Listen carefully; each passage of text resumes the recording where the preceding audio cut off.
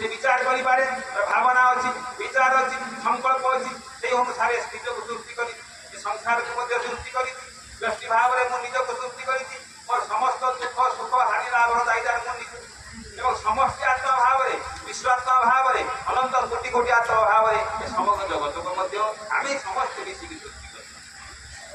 तो से कथा से कहते संसार केवल गोटे सत्य कौन ना जीव कि प्राण कि चेतन बाकी जहाँ देखा जाऊे कौन ना जीवर कल्पना तो से कहले कौन जीवाद्वैतवाद मूलतत्व कौन जीवाद्वैतवाद मूलतत्व हूँ जीव ही एकमात्र सत्य एवं दृश्यमान जगत एवं काल्पनिक ईश्वर अर्थात आम जो कल्पना कर काल्पनिक ईश्वर वास्तव ईश्वर नुह काल्पनिक ईश्वर हूँ कार ना जीवर कल्पना दृश्यमान जगत जमी मिथ्या एवं काल्पनिक ईश्वर गुड़ी जो आम सृष्टि कर कल्पना माध्यम से गुड़िक किंतु वास्तव में ईश्वर अच्छा निश्वास कहूना ईश्वर ना ईश्वर अच्छा सत्ता नथिले सृष्टि रहा जदि सत्ता ना सृष्टि को परिचालना कर किए तो ये सृष्टि को सृष्टि करी मध्य से निज अवस्थान कर एवं से निज अवस्थान करी सृष्टि को मध्य से परिचालित कर वेदांतर कथा वेदांत कहूँ संसार को जी सृष्टि कर सृष्टि कर मध्य सी अच्छा कथा सी होती कौन ना सी होती उपादान कारण निमित्त कारण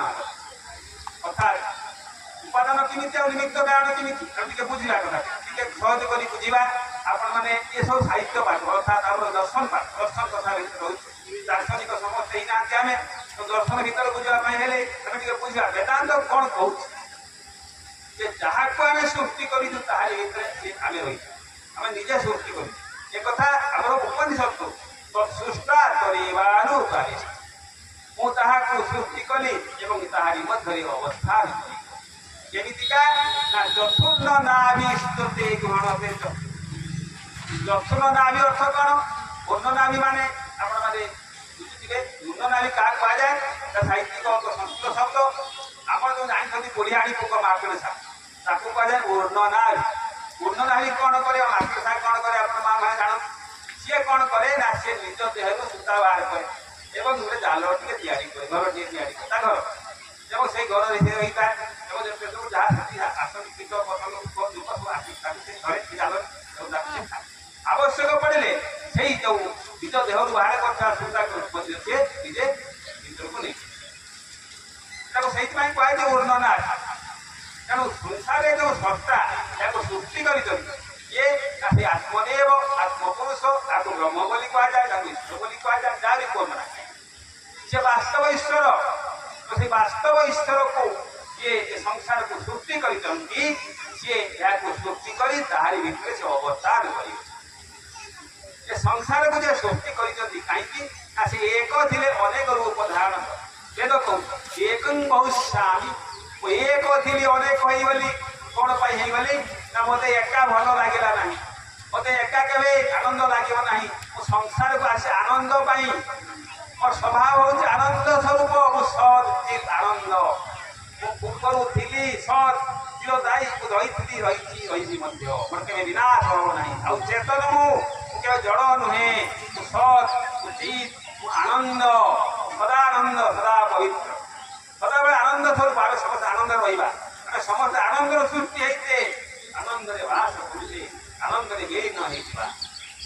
तो ये हूँ वेदांत जो महान तत्व तेणु ये विद्या गुरुदेव देखते सहज सरल भाव साहित्य भर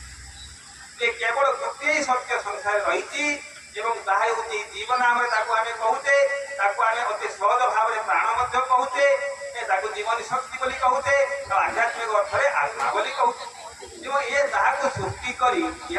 से अवस्थान कर सी एक थाऊ थाऊ अनेक रूप से रूपांतर अनेक रूप आम सब प्रतीक अनेक रूप एक थे अनेक हो गए इच्छा कर अनेक निज सहित आनंद करने निज सहित लीला करने संसार को सृष्टि कर वेदांत सिद्धांत बही परिष्कार भाव लिखा ये सब कथा अति सुंदर भाव से व्याख्या कर आम टे देखा ज्ञान तत्व भितर कौन भाव कथा रही अति सहज भाव में मो माँ मान गोटे कथा पचारि आपण मैंने उत्तर ଦେବେ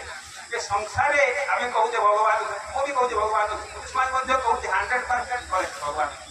ଈଶ୍ୱର ଅଛନ୍ତି, କିନ୍ତୁ ସେ ଚେତନ କେବେ ଜଡ଼ ନୁହନ୍ତି। ଆପଣମାନେ ବିଚାର କରିବେ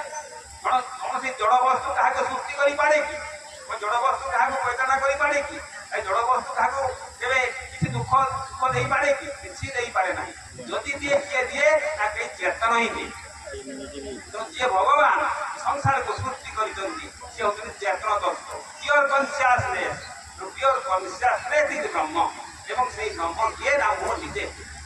ମହାବାକ୍ୟ ଚାରିଟି ଯୋଉ ରହିଛନ୍ତି, ସେ ମହାବାକ୍ୟ ଗୁଡ଼ିକ କହୁଛନ୍ତି ଯେ କଥା ପ୍ରକାଶ କରୁଛନ୍ତି। କ'ଣ କହୁଛନ୍ତି ନା ପ୍ରଜ୍ଞାନ ବ୍ରହ୍ମ ପ୍ରଥମ ମହାବାକ୍ୟ। ଦ୍ୱିତୀୟ ମହାବାକ୍ୟ ରହିଛି, ମୁଁ ଅନେକ କଥା ଅଛି ଲମ୍ବା ହେଇଯିବ କଥାଟା ସହଜ କରିଦେଇଛି। ପ୍ରଥମ ମହାବାକ୍ୟ କହିଲା କ'ଣ ପ୍ରଜ୍ଞାନ ବ୍ରହ୍ମ। ଇଏ ହେଉଛି କ'ଣ ନା ଏଟା ହେଉଛି ଏ ବାକ୍ୟକୁ କ'ଣ କୁହାଯାଏ ନା ଲକ୍ଷଣ ବାକ୍ୟ କୁହାଯାଏ। ଲକ୍ଷଣ ମାନେ କ'ଣ ନା ଆମର ବ୍ରହ୍ମର ବା ଆତ୍ମାର ତା ଲକ୍ଷଣ କ'ଣ, ତା ଚରିତ୍ର କ'ଣ, କ୍ୟାରେକ୍ଟରଟା କ'ଣ ହେଲା, ଏଟା ହେଉଛି ଲକ୍ଷଣ ବାକ୍ୟ। ଏବଂ ସେଇ ଯେଉଁ ଚେତନ ହିଁ ବ୍ରହ୍ମ ବୋଲି କୁହାଗଲା। ଦ୍ୱିତୀୟ ମହାବାକ୍ୟଟି କ'ଣ ନା ସେଟା ଉପଦେଶ ବାକ୍ୟ, ସେଟା ହେଉଛି କ'ଣ ନା ସେଟା ଆପଣଙ୍କର ତତ୍ତ୍ୱମସି। ଆପଣ ହେଉଛନ୍ତି ସେଇ ବ୍ରହ୍ମା, ତତ୍ତ୍ୱମସି ଆପଣମାନେ ସମସ୍ତେ। ଏବଂ ସେ ବ୍ରହ୍ମ ପୁଣି କିଏ ନା ଅୟମାତ୍ମା ବ୍ରହ୍ମ। ସେ ତୃତୀୟ ମହାବାକ୍ୟ, ସେଟା ହେଉଛି ଅନୁସନ୍ଧାନ ବାକ୍ୟ। ଚତୁର୍ଥ ମହାବାକ୍ୟ ହେଉଛି ଅହଂ ବ୍ରହ୍ମାସ୍ମି। ଏ ଚାରିଟା ବେଦ ଚାରିଟା ମହାବାକ୍ୟ ଅଛି।